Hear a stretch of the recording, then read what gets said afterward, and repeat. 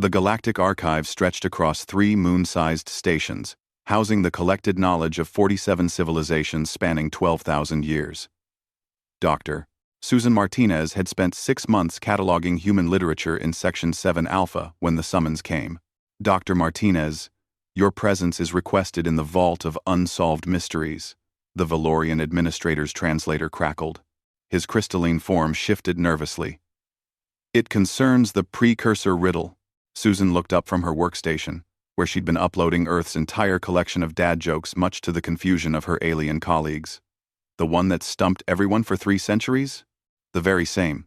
The precursor Riddle was legendary.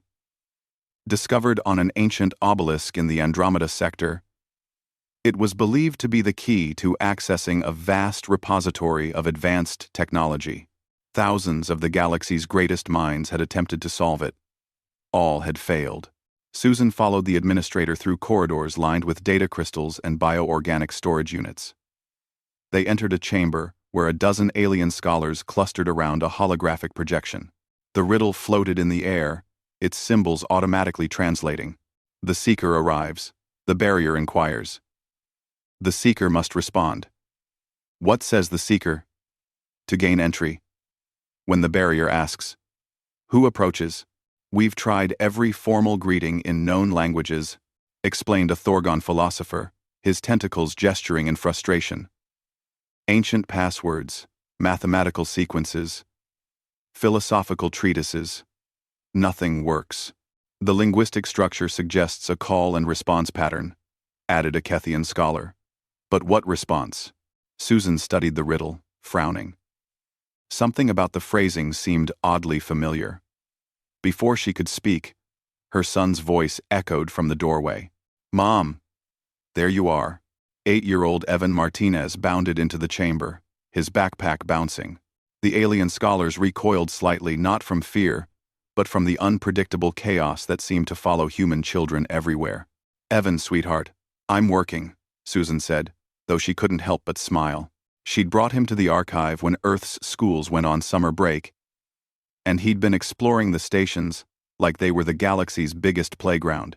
But Mom, I finished the junior xenobiology quiz, and Evan stopped, staring at the floating riddle. Oh, cool. Is this like a puzzle? It's a very important puzzle that very smart people have been trying to solve for a very long time, Susan explained. Evan tilted his head, reading the translated text.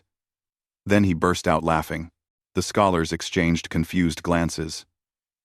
The Thorgon's translator struggled with the sound of human laughter. What's funny? Susan asked.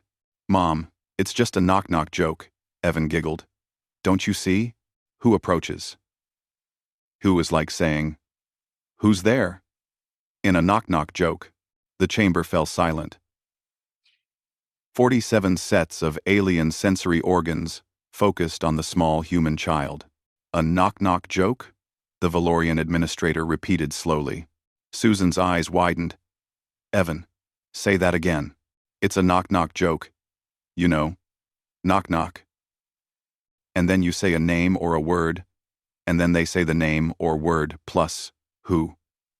And then you make a funny punchline. Underd. Two.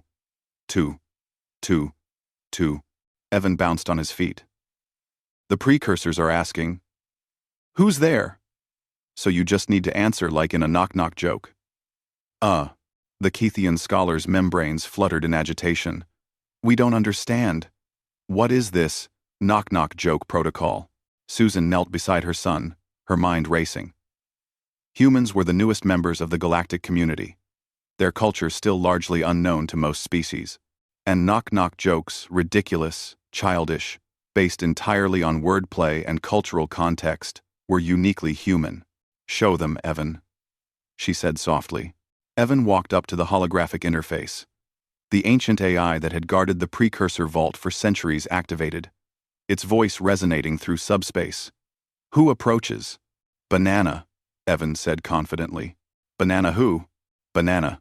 Banana who? Banana. Banana who? Orange. Orange who? Orange, you glad I didn't say banana again? Evan finished with a wide grin. For a moment, nothing happened. Then the entire chamber hummed with energy. The holographic riddle dissolved, replaced by cascading symbols of approval.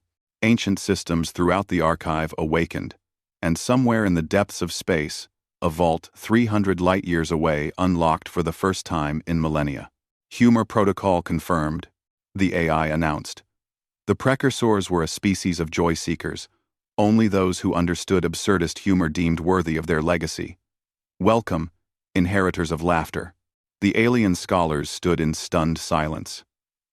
3 centuries of computational analysis, linguistic deconstruction, and philosophical debate defeated by an 8-year-old's knock-knock joke.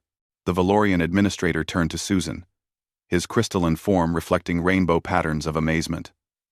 Dr. Martinez, this is unprecedented. Your offspring solved the precursor riddle with a children's game? Not just a game, Susan said, pulling Evan into a hug. A cultural artifact. The precursors apparently valued the same thing humans do. The ability to find joy in the absurd, to play with language, to laugh at silliness. But why would an advanced civilization protect their greatest treasures with jokes? The Thorgon philosopher asked. Better, Evan piped up. Maybe they got tired of boring people. Susan looked at the ancient interface, now displaying coordinates to dozens of precursor sites across the galaxy.